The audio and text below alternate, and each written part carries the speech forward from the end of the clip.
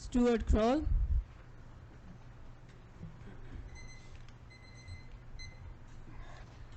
Good evening, Stu Kroll, Great Neck. My interest in this situation is improving the miserable lives that outside cats are leading due to no fault of their own.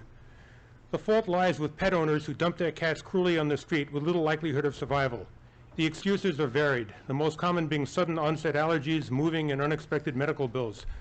For the record, with a medical note as a companion animal, no landlord can refuse admittance. A very significant share of responsibility lies with municipalities that don't fix their cats, trap, neuter, release, at a sufficient rate and deny them necessary shelter and medical care. The town most of us reside in, North Hempstead, a very wealthy town, has probably the worst situation for cats in Long Island. Our TNR program is held once a month, where perhaps 50 to 60 cats are fixed. An individual residing in Hempstead can have more cats fixed than that by themselves, let alone the total amount fixed by the town in a given month.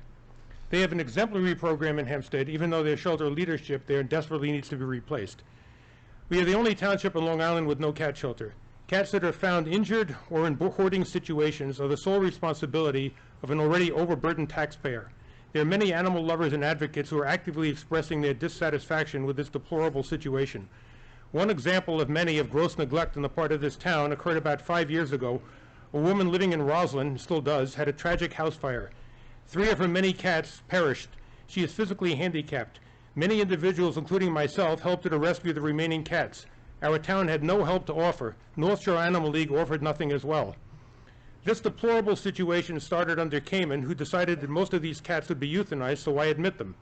This was both cruel and beyond stupid. With proper programs and personnel in place, many of these cats would find loving homes. Judy Bosworth was very pleasant and did a feasibility showing with construction 33 cats could be placed at the existing dog shelter.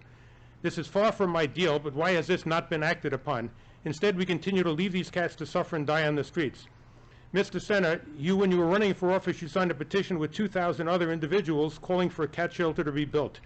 You've now been in office for approximately 9 months and have done and said absolutely nothing on this issue. I am the co-founder of a special interest group called Voters for Voiceless with 3,000 members.